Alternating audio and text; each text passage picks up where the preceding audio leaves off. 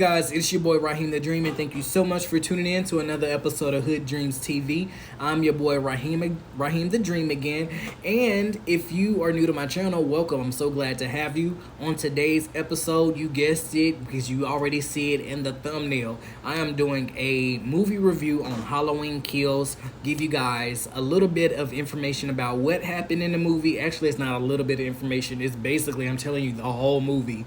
And give you my opinion on it. So if you haven't seen it, I'm sorry, this is a spoiler. You may not want to watch this until after you have seen it. But if you do want to turn it off because you haven't seen it, please make sure that you save this video so you can come back and see it later. And before you go, make sure you hit subscribe and hit like, because you're gonna like this. All right. So before we get into the movie, I do have a radio show now. It's called HoodDreamz Radio. Instead of HoodDreamz TV, which is my YouTube channel, it's called HoodDreamz Radio. You will be able to listen to me every Thursday at 7:45 p.m. Eastern Standard Time on iHeartRadio /WDRB Media. You can also listen to it at WDRBmedia.com. You can also check us out on the TuneIn app as well as Streama Radio. So again, that is iHeartRadio, WDRB Media. To listen to me every Thursday at 7:45 p.m. Eastern Standard Time at HoodDreamz Radio. So let's go ahead and get into the movie.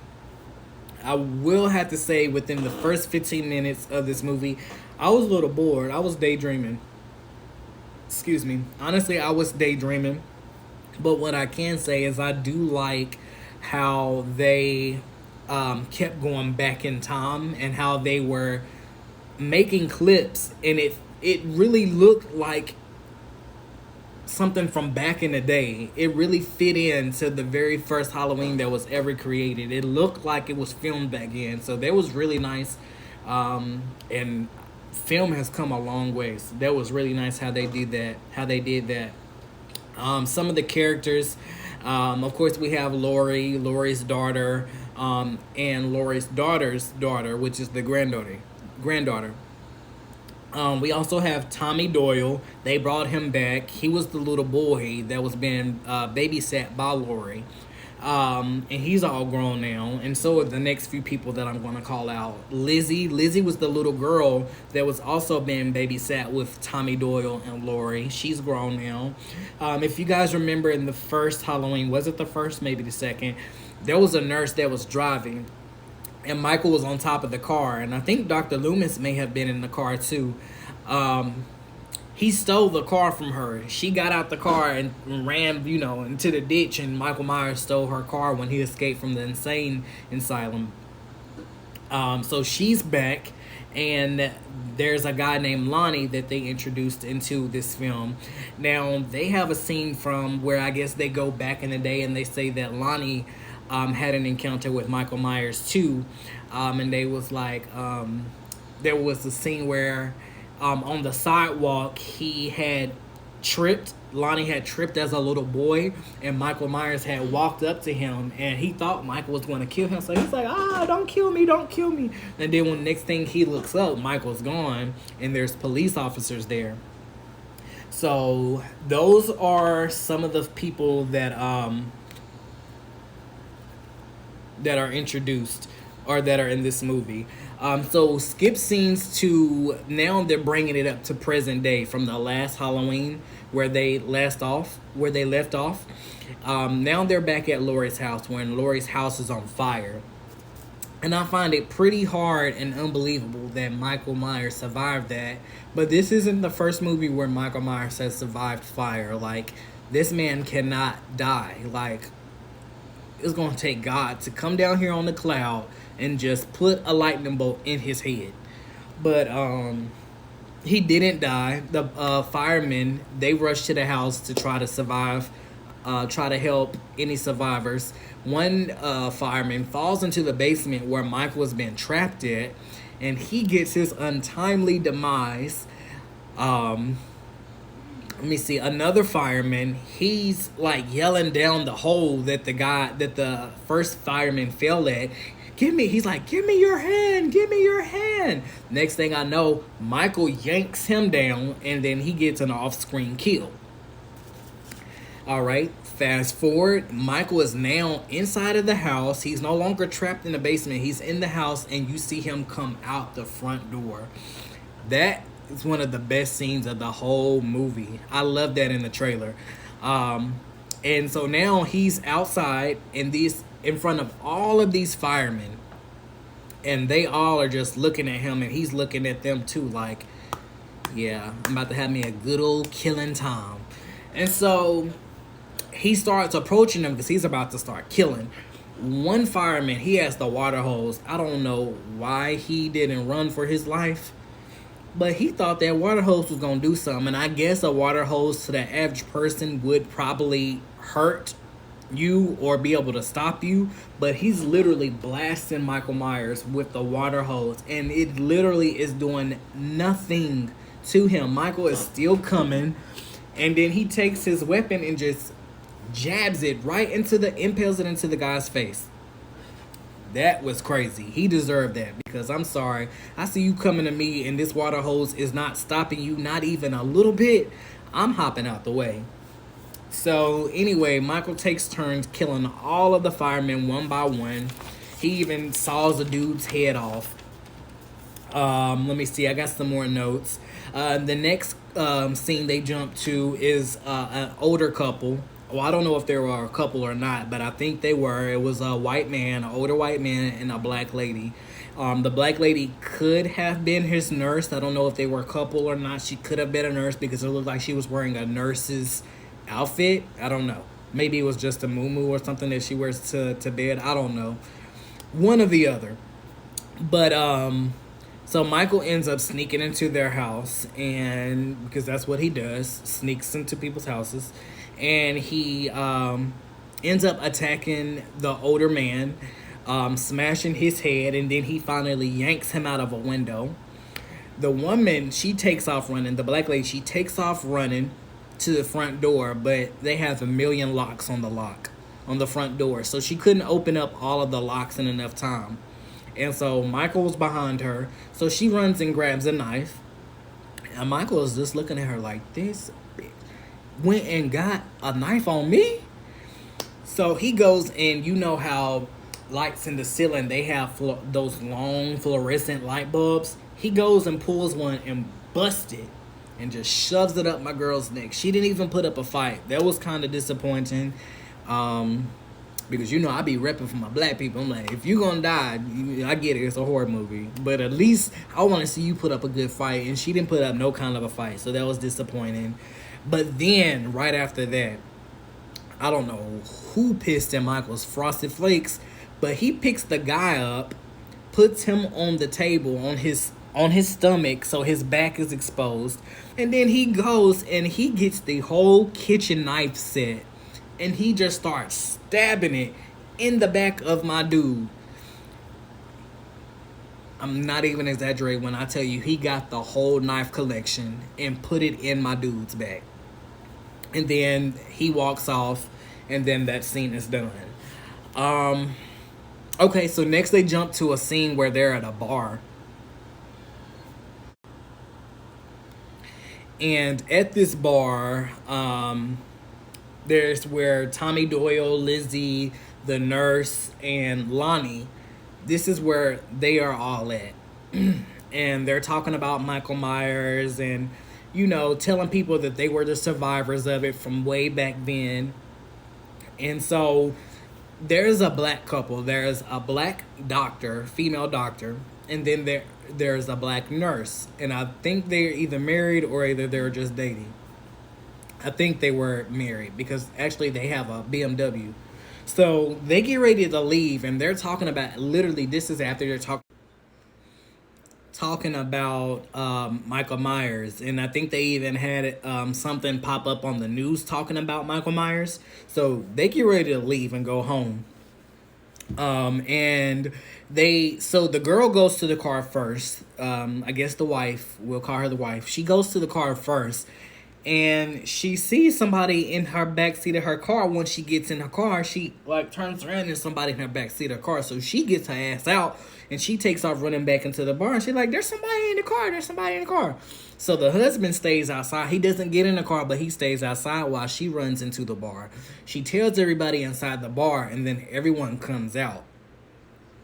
The husband is like, "I just seen him. He got out of the car. He was looking right at me."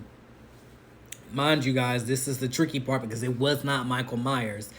So if you guys watched the last Halloween, there was like a bunch of people at the insane asylum. And this is one of the guys that escaped from the bus that was, at the insane asylum. So he was in their car, and so they all start.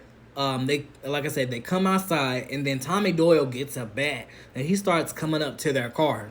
Mind you, they have a BMW, and he's like, "Michael, Michael." Michael turns. Well, it's not Michael. It's the insane guy. He turns on his flashlights. The guy starts smashing the car with the bat. And that's where I would have felt some type of way. Because I'd be like, okay, if you going to get Michael out the car, then get him out the car. But why are you smashing my car with that bat? That would have really, we would have been fighting, trying to get Michael out my car. And we'd have been fighting about that. But anyway, the crazy guy, he takes off in the car. He takes off and gets away. All right, so then after that, just imagine getting in your car, and when you're in your car, there's somebody in your back seat. Do you know what kind of, I would have shitted myself, pissed myself, I would have been? That's why it's very important that you always check your back seat of your car, ladies, guys. It doesn't matter, especially at nighttime. You cannot see at nighttime, and I think it's really good that cars nowadays, they make it your car to where when you push, especially with the wireless key entry, when you push the button, the lights come on in your car. So as you're walking up to your car, you can see who's all in the car. Or if there's anything missing, if your car's been broken into. I really think that we come a long way. And so that's really good. But always, excuse me, lady, always check your back seat of your car, your trunk as well if you have like an SUV. Always do that before you just leave because you never know who's in your backseat. So, I'm sorry. So we skip forward to Michael's old house from when he was a child. And in this house now lives a gay couple. And one of the guys from the gay couple, I can't remember what his real name is, but every time I see him, it doesn't matter what he plays in, I automatically think of Stewart from Mad TV. And so he's one of the guys that live in his home, and mind you, they decked this house out so good. You guys know I love interior design, and so I was gagged looking at how they renovated Michael's old house. It was gorgeous. So they live in a house now, and some kids are playing at the door. They're playing at the door. They handle the kids, blah, blah, blah, blah. I ain't gonna go into all of that. But anyway, they go back into the house, and the guy that plays Stewart that I know, he's like, oh, mind you, before you say that, the gay couples, they call each other Big John and Little John. I guess Big John is the top and Little John is the bottom that plays Stewart. But anyway, Little John is like, "Big John, somebody's in our house." He looks at the back door and there's like a bloody handprint, and it's Michael in their house. So instead of calling the police and being a logical person who fears the unexpected, they didn't call the police. They didn't run outside immediately. They decide to shut the door and lock it. Well, Big John did, because he like, whoever's in this house, you're not getting out. He locks the door, trying to lock whoever's in the house. And he gets the world's tiniest knife to try to attack somebody with it. Mind you, he had a golf club in his hand to begin with. I don't know. He sat the golf club down and picked up a knife. That was so weird. But anyway, and Little John also gets a knife too, but he's the smarter one. He gets a butcher knife. So they go upstairs.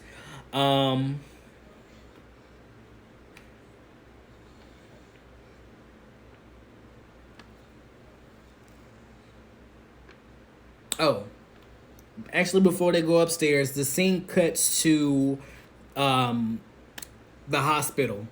And the guy who was in the car, who they thought was Michael Myers, the insane guy, he's now at the hospital with these people. And Tommy Doyle makes this huge angry mob. He literally is getting all kinds of people to look for Michael Myers. And they think they know who Michael Myers is, but this is not Michael Myers. So they see this guy, and they're literally chasing this guy all through the hospital. Literally just chasing him. And Lori's daughter's like, you guys, you got the wrong guy. That's not Michael Myers. That's not him. They wouldn't listen. But anyway, it skips back. The next scene jumps to another group of people. And this was the first nurse who got her car taken from Michael Myers in the very first Halloween. She's in this group. And so is the black guy nurse, and so is the black woman doctor, as well as Lizzie, the little girl that was being babysit by Lori. But mind you, they're all grown now. So they're in this group, and they pull up to a park where there's these kids swinging on the swing set. And she's like, what are you guys doing out here? And she's like, and the little kids is like, there's a guy out here in a white mask, and he's trying to scare us. And so they're like, he's right there. And so they point, and then she looks up, and Michael Myers is literally by the car with the rest of the other people inside of the car. He climbs on top of the car and starts tormenting these people, like smashing the glass, trying to kill them. And so he ends up killing the nurse that ended up surviving the very first movie. He ends up killing her because I don't know why people just be shooting. Like, if you gonna shoot, just make sure you aiming. Like, come on now. So she ends up using all of her bullets. And when she finally had a good shot, she was like, Michael, literally right in his face. She was like, this is for Dr. Loomis. And she clicks, but no bullet came out. She had shot all her bullets out. So Michael like, okay, you don't got no bullets. So he comes right on up in the car with her, and he just starts stabbing her right in the guts. And so the black guy nurse, he was in the back seat, and he literally is getting his black card revoked. He gets like some kind of chain or something and wraps it around Michael's neck, and is just like pulling him. And Michael is just like,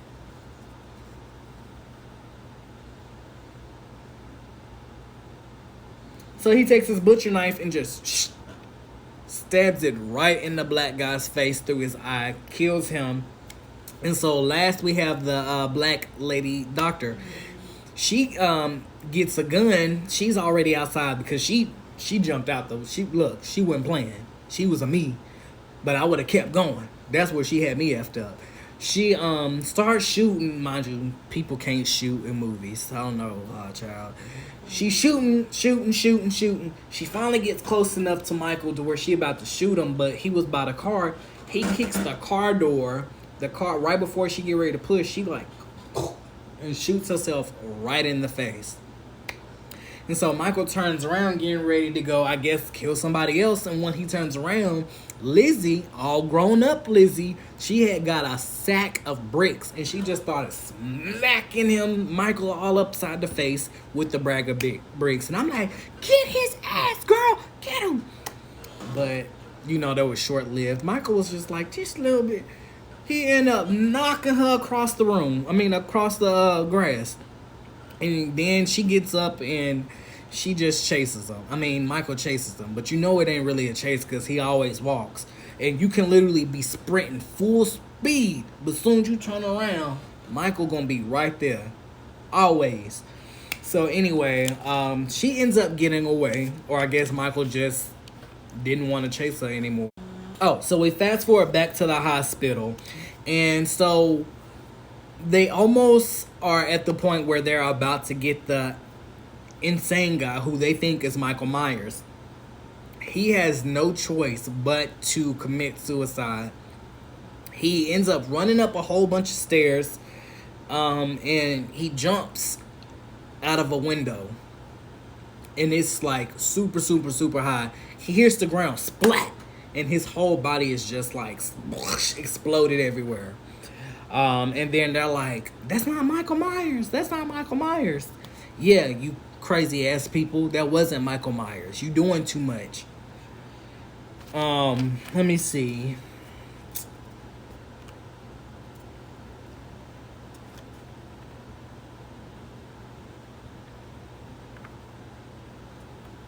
And I really actually I feel like they're going to talk about this crazy guy from the insane asylum. I feel like they're going to talk about him a little bit more in the next movie, because I'm trying to figure out why they brought him back into this movie at all, because I feel like had they taken his scenes out, the movie still would have went smoothly.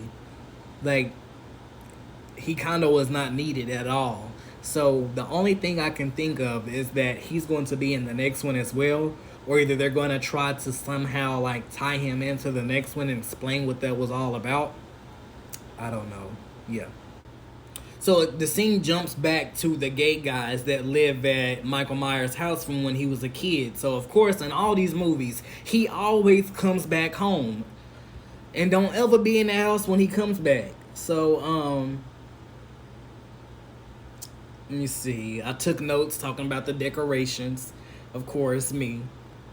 Oh, by the way, I was talking about how Big John and Little John, they had got knives.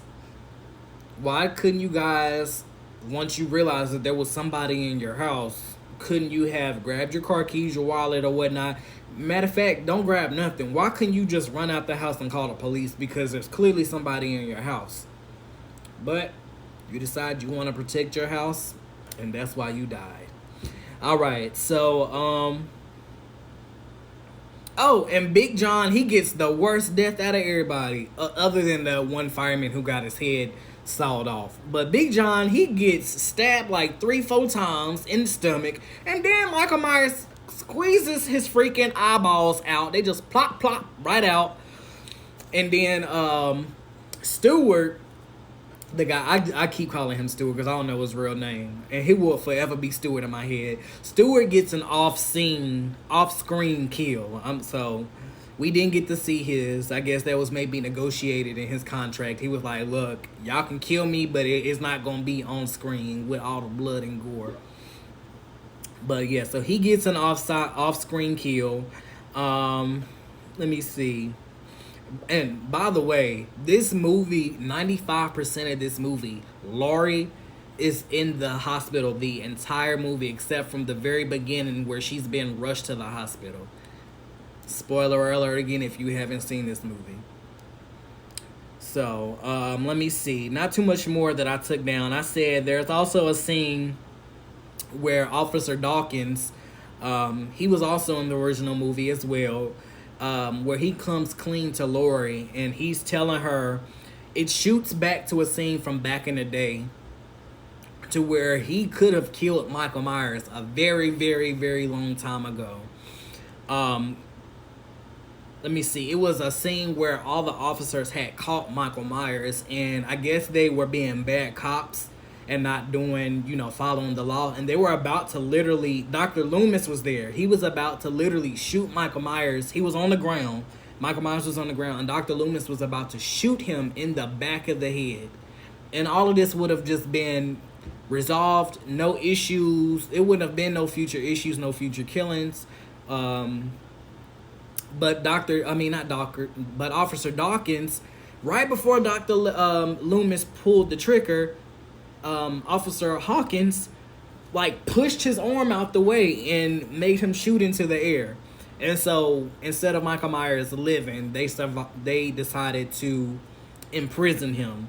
It would have been much better if he was just shot in the back of the head. But he comes to clean to Laurie about that's why Michael Myers is not dead. Let me see, and I got just a little bit more notes. The movie is almost over at this point. But skipping forward, Laurie's granddaughter decides to join the mob, and her ex-boyfriend from the last movie and his dad, they become a threesome group to go looking for Michael Myers. So they go to Michael Myers' old house. This, mind you, after he's already killed the gay couple. The gay couple they're in their house dead. So they decide to go to the house because they figure that's where he's at, and that is where he's at. So Laurie's granddaughter's ex-boyfriend's dad, that's a lot, went in the house first. Laurie's granddaughter and her ex-boyfriend, they hear a shot in the house. So they take off to go running in the house. They can't find her ex's dad. And so they decide to split up in the house, but not too far. As they going up the stairs, Laurie goes in one room and she sees the gay couple dead. And she's tending to them. The ex-boyfriend, he's still in the hallway, like, looking around. And next thing you know, he sees, he feels blood dripping on his head. It's his dad. He looks up, and his dad is, like, folded up. If you guys have those closets that you pull down on a string and a ladder comes down, his dad is up there, like, smushed up in the attic door, blood just leaking down. And so he looks up, and then next thing you know, Michael Myers just busts out and charges him. And then Michael stabs him like a couple times. And then what's her name? The girl, Laurie's granddaughter, she comes out to try to help. She ends up stabbing Michael in the stomach like 3-4 times. But Michael wasn't having it no more. He was like, all right, little bit. He ends up knocking her down the stairs, and while she's going down the stairs, her leg gets broke. And then that's when Michael decides to go ahead and finish off her ex-boyfriend.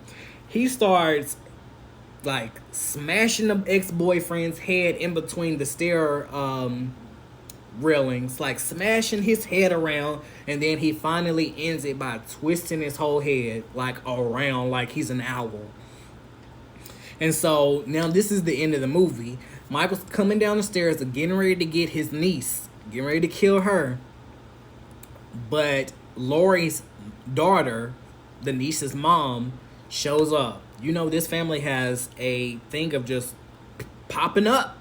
She just pops up and stabs Michael Myers in the back with a pitchfork.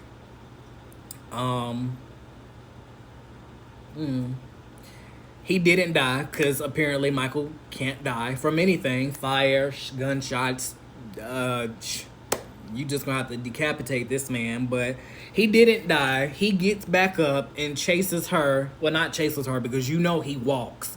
And this is the world's most walking man I have ever seen. Fastest walking man I have ever seen. You can literally be running full speed for 3 blocks. You turn around, Michael right behind you.